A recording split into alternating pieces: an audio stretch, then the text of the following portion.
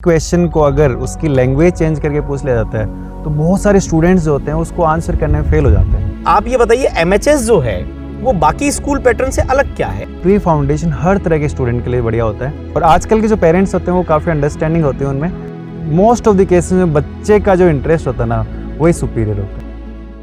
नमस्कार, आज हम एक ऐसे शिक्षाविद के साथ में हैं जिन्होंने अपनी शिक्षा को आईआईटी तक पहुंचाया। खड़गपुर से आप आईआईटी पास आउट हैं, लेकिन उसके बावजूद ये तय करा कि मुझे जी एकेडमी के रूप में, एक स्कूल के रूप में देश की आने वाली भावी पीढ़ी को तैयार करना है। सर बहुत बहुत स्वागत है आपका। अनिल गोरा हमारे साथ में हैं। अनिल गोरा सर जो हैं वो मैट्रिक्स और एमएचएस दोनों की मैनेजमेंट टीम में हैं। सर आपका स्वागत भी है और एक सवाल भी आपसे ये है कि सामान्यतः ऐसा माना जाता है कि यदि कोई व्यक्ति आईआईटी करता है तो उसके बाद में वो कॉर्पोरेट का हिस्सा बनेगा, कहीं विदेश जाएगा या कोई बड़े कॉर्पोरेट हाउसेज के साथ में बड़े प्रोजेक्ट्स पे काम करेगा, लेकिन वो लौटकर अपनी माटी की तरफ आता है और ये तय करता है कि मुझे आने वाली पीढ़ियों को बेहतरीन शिक्षा देनी है। ये विचार कहाँ से आया और क्यों आया? नमस्कार जी। सबसे पहले जैसे इस चीज़ पे मैं लाइट डालना चाहता हूँ। जब हम आईआईटी में गए थे तो हमने देखा था कि सीकर या सीकर के आसपास की जगह से 600 के बैच में हमें केवल 4 या 5 विद्यार्थी मिले। ओके। तो हमने देखा कि यार सीकर जो है, सीकर में काफ़ी ज़्यादा स्टूडेंट्स हैं, काफ़ी ज़्यादा उनमें पोटेंशियल है, बट 600 के बैच में आईआईटी खड़गपुर में केवल 4 या 5 स्टूडेंट होना इस चीज़ को जस्टिफाई नहीं कर रहा। तो हमने देखा कि इसके पीछे क्या कारण हो सकता है। तो हमने देखा कि यहाँ के जो स्टूडेंट्स हैं उनके पास सीकर या आसपास की जगह में अपॉर्चुनिटीज़ नहीं थी। उनको अगर आईआईटी की तैयारी करनी थी तो वो या तो कोटा जाएँ या दिल्ली जाएँ, तो काफ़ी दूर जाते हैं। तो आपको पता है कि हर कोई पेरेंट्स इतनी दूर भेजने में सक्षम भी नहीं होता और दूर भेजने में थोड़ा सा एक डर भी रहता है, झिझक भी रहता है। तो इसलिए क्या है कि हमें लगा कि यार यहाँ सीकर में बच्चों में पोटेंशियल है, बच्चों को अपॉर्चुनिटीज़ मिल नहीं रही है। तो ये सोच के हमने सोचा कि यार यहाँ हम है ना सीकर में एक जेई का कोचिंग स्टार्ट करते हैं। आपने इस विचार को इम्प्लीमेंट भी कर दिया। 2014 में आपने मैट्रिक्स जी एकेडमी स्टार्ट करा। चलिए, ये आपकी फील्ड की चीज़ थी और आपको, चूँकि आपने उसको पढ़ा भी है, आपने उसको देखा भी है और आपने उसमें बेहतरीन परिणाम दिए। लेकिन फिर आपने 2018 आते आते MHS matrix high school start कर दिया। तो मैं समझता हूँ स्कूल और जी एकेडमी दोनों बिल्कुल डिफरेंट डायमेंशंस की चीज़ें हैं। तो ये 2014 की जर्नी 2018 में आते आते एमएचएस में बदली, इसका क्या कारण रहा? देखो क्या होता है कि आप चीज़ें ट्राई करते हो तभी आपको चीज़ें समझ में आती है क्या क्या है। तो हमने जैसे 2014 में जेई एकेडमी स्टार्ट की तो हमने बच्चों को पढ़ाना स्टार्ट किया। हमें ऐसा लगता था कि यार ना बच्चों को हम हमारे अकॉर्डिंग मोल्ड कर सकते हैं, मॉडिफाई कर सकते हैं। फिर धीरे धीरे हमें समझ में आया कि बच्चे का जो फाउंडेशन होता है वो ऑलरेडी 10th तक बिल्ड हो चुका होता है। जैसे हम 11th में बच्चा आता है तो वो ऑलरेडी उसके बहुत सारे पढ़ने का तरीका, किस तरह से पढ़ना है, किस तरह से चीज़ें सीखनी है, उसे वो ऑलरेडी पहले सीख चुका होता है। अब उस तरीके को चेंज करना 11th में बहुत डिफ़िकल्ट होता है। फिर हमने देखा कि यार बच्चे की जो लर्निंग है वो ऑलरेडी क्लास 6 to 10th में बन चुकी होती है। तो अगर हमें किसी बच्चे को काफ़ी बढ़िया तरीके से उसे लर्निंग कर्व पे लाना हो तो हमने देखा कि भाई क्लास 6 से ही अगर उस पर वर्क किया जाए या थोड़े से अर्ली क्लासेस से वर्क किया जाए तो फिर हम उसमें काफ़ी चेंजेस ला सकते हैं। तो ये सोच के हमने फिर स्कूलिंग जो क्षेत्र है उसमें हमने एंट्री किया। देखिए, आपका ये विचार तो बिल्कुल अलग है, यूनिक भी है कि वाकई में बच्चा जब अपनी शिक्षा शुरू करे तभी से उसके ऊपर काम किया जाए। तो फिर मैं ये कह सकता हूँ कि एमएचएस फिर औरों से अलग है। चलिए मान सकते हैं अलग है, बट ऐसा क्या अलग होता है एमएचएस में बाकी स्कूलिंग से? क्योंकि स्कूलिंग का तो सर हमने जो देखा है वो एक सेट ढर्रा होता है। सुबह आपको इतनी बजे जाना है, शाम को आना है, ये बैग उठाना है, उसका एक सिलेबस है, उसको पूरा पढ़ना है, मगअप करना है और अल्टीमेटली उसको ले जाकर एग्जाम में डिलीवर कर देना है। उसमें लर्निंग पोर्शन बहुत कम होता है। बट आप ये बताइए एमएचएस जो है वो बाकी स्कूल पैटर्न से अलग क्या है? ऐसा क्या विशेष करते हैं कि मैं यदि चाहूँ कि मैं मेरे बच्चे को आपके यहाँ भेजूँ, क्यों भेजूँ मैं? अब देखो, जो रेगुलर स्कूलिंग होती है उसमें क्या होता है कि जैसे कोई सब्जेक्ट है, उसका एक चैप्टर हुआ, चैप्टर में मान लो 10-15 पेजेस हैं, फिर लास्ट में सेट ऑफ क्वेश्चंस हैं, 15-20 क्वेश्चंस हो गए। जनरली क्या होता है स्कूल्स में उस क्वेश्चन के पीछे, उसके क्वेश्चन के साथ में फैकल्टी जो होता है वो उसका आंसर लिखवा देता है, बच्चा उस आंसर को रट लेता है जी। फिर सेम ही क्वेश्चन एग्ज़ाम में आ जाता है तो वो उसको लिखाता है। अब हमने ये देखा कि ना उसी क्वेश्चन को अगर उसकी लैंग्वेज चेंज करके पूछ लिया जाता है तो बहुत सारे स्टूडेंट्स जो होते हैं उसको आंसर करने में फेल हो जाते हैं, क्योंकि वैसा क्वेश्चन उनका देखा हुआ नहीं होता। हाँ, तो उनका तो रटा हुआ रहता है पहले से। उनका एक्चुअल में सही बात है, उनका रटा हुआ रहता है, तो वो रोट लर्निंग, वो बेसिकली मग लेते हैं और फिर उसके हिसाब से जाके लिख के आते जाते हैं।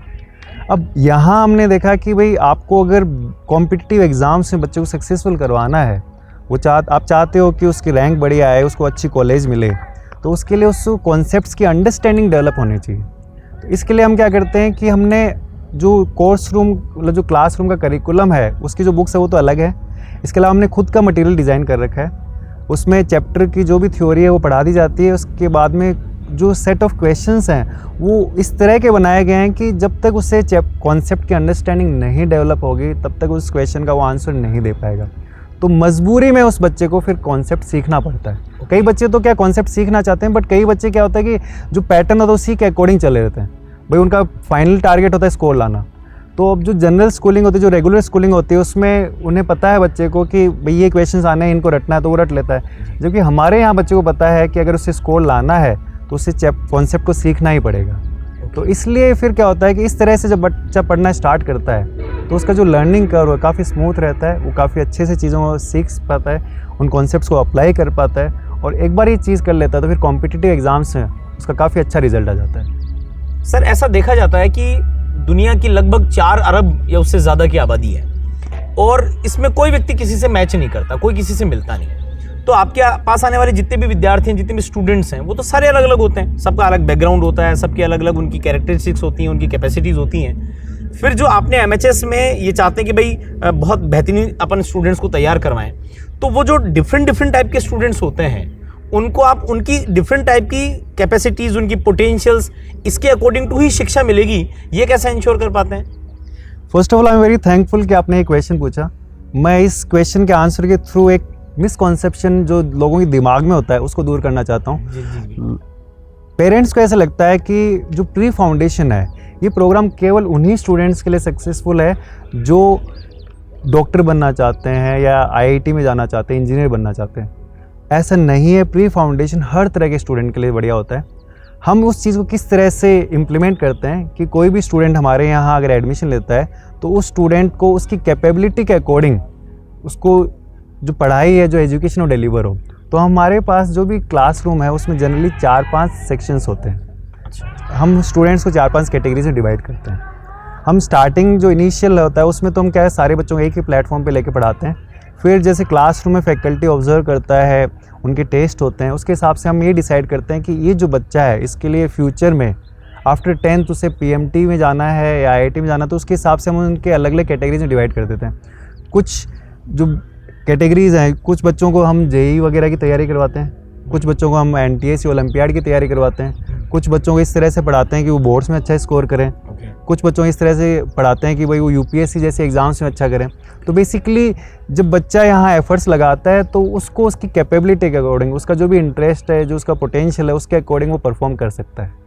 बिल्कुल। इसमें भी सर एक और क्वेश्चन निकल करके आता है जो मेरे दिमाग में आ रहा है कि जब भी मान लीजिए यदि मैं एक पेरेंट्स के रूप में सोचूं तो मेरा बच्चा होगा तो उसको लेकर मेरे कुछ प्लान्स होते हैं, मेरे दिमाग में कुछ ऐसी चीज़ें बनी हुई रहती है कि मैं उसको वहाँ देखना चाहता हूँ, या ऐसे करने वाला हूँ, वैसा करने वाला हूँ।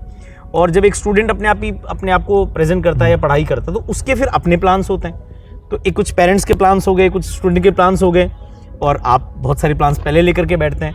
तो इन प्लान्स में क्या कभी कोई कॉन्ट्राडिक्शन नहीं होता? इनका अलाइनमेंट कैसे करते हैं इनको? क्योंकि देखिए सफलता तो तब मिलेगी जब वो और आप एक दिशा में काम करें। तो ये जो प्लान्स के बीच का डिफरेंस है इसको अलाइन कैसे करते हैं सर? एक्चुअल में आप सही कह रहे हो, प्लान्स सेम नहीं होते हैं। In fact most of the cases में प्लान्स कॉन्ट्राडिक्ट ही करते हैं। बिल्कुल ये पेरेंट्स कुछ और चाहते हैं, बच्चा कुछ और चाहता है। जब बाद में जब बच्चा पढ़ता है तो फिर ना बच्चे का पोटेंशियल कुछ और कहता है। जी। तो जनरली हम क्या करते हैं कि ना हम एक तो जब सेशन स्टार्ट होता है तो हम पेरेंट्स के साथ काउंसलिंग करते हैं, पेरेंट्स और स्टूडेंट के साथ बैठ के।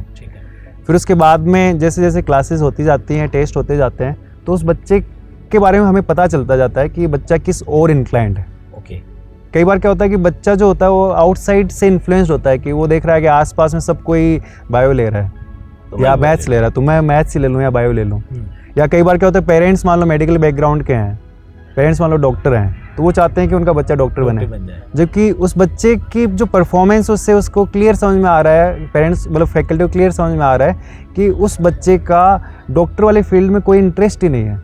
तो फिर क्या होता है रेगुलर जो बच्चे की परफॉर्मेंस को मॉनिटर करते हुए फिर हम हर 1-2 महीने में पेरेंट्स के साथ पीटीएम होती है, वहाँ पेरेंट्स के साथ हम डिस्कस करते हैं कि देखो आपके बच्चे का ये पोटेंशियल है, वहाँ आप ये चाहते हो, बच्चा ये चाहता है, तो वहाँ फिर क्या होता है म्यूचुअल डिस्कशन से एक कॉमन पाथ पे अलाइन हो जाते हैं। और फिर वहाँ से फिर वो फिर चीज़ें आगे वहाँ से फिर बच्चे को भी समझ में आ जाता है, पेरेंट्स को भी समझ में आ जाता है। बहुत बार ऐसा होता है कि ना, इनफैक्ट देखिए मोस्ट ऑफ द केसेस में बच्चे का जो इंटरेस्ट होता है ना वही सुपीरियर होता है, वो सुपीरियर क्योंकि फाइनली उसे ही स्ट्रगल करना होता है लाइफ रिजल्ट में, भी उसी को देने उसी को रिजल्ट देना होता है। तो मोस्ट ऑफ द केसेस में जो बच्चा चाहता है, बच्चे का जो इंटरेस्ट होता है, और वो आप वही होता अपनी जो प्रोसेस है, अपना जो सिस्टम है, उससे उसको फाइंड आउट उससे फाइंड आउट।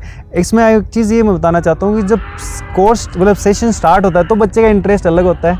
अच्छा, फिर उसके बाद में जब वो पढ़ता है, क्वेश्चंस करता है, अलग अलग चीज़ें सीखता है, तो उसका इंटरेस्ट चेंज हो जाता है। तो ओके, फाइनली बच्चे को सबसे पहले समझ में आता है कि उसे क्या करना है, फिर उसके बाद में पेरेंट्स को उसके अकॉर्डिंग अलाइन होते हैं। फिर वो चीज़ें बैठ जाती हैं। और आजकल के जो पेरेंट्स होते हैं वो काफ़ी अंडरस्टैंडिंग होते हैं उनमें, जी। वो उनको चीज़ें आप एक्सप्लेन करते हो तो उनको समझ में आ जाता है। तो इसलिए वो हार्ड एंड फास्ट नहीं है कि मेरे बच्चे को डॉक्टर ही बनना है, मेरे बच्चे को IIT नहीं बनना है, या मेरे बच्चे को ND में जाना है, ऐसा कुछ हार्ड एंड फास्ट वो रखते नहीं। आपकी बातों से मुझे ऐसा लग रहा है कि हम MHS के लिए कह सकते हैं कि भाई आपने एक ऐसी प्रयोगशाला बनाई है जहाँ पर जिसका जो पोटेंशियल है उसके पोटेंशियल के अकॉर्डिंग टू उसको शिक्षा दी जाए। और ये बहुत अच्छी बात भी होती है कि जब IIT किए हुए लोग शिक्षा में आते हैं तो वाकई में शिक्षा की गुणवत्ता बढ़ती है। ये गुणवत्ता MHS में मिलती है। और आज आपसे बात करके मुझे और लगा कि वाकई में यदि आपको अपने बच्चे को एक सफल इंसान बनाना है तो उसे उन हाथों में देना पड़ेगा जो हाथ तय कर पाएँ, इंश्योर कर पाएँ कि वाकई में इस बच्चे को उसके पोटेंशियल के अनुसार शिक्षा दी जाएगी, तो शायद वो अपने लक्ष्य को बेहतर ढंग से बढ़िया तरीके से प्राप्त कर पाएगा। सर बहुत बहुत धन्यवाद आपका। Thanks, nice to meet you, nice to talk you, thank you.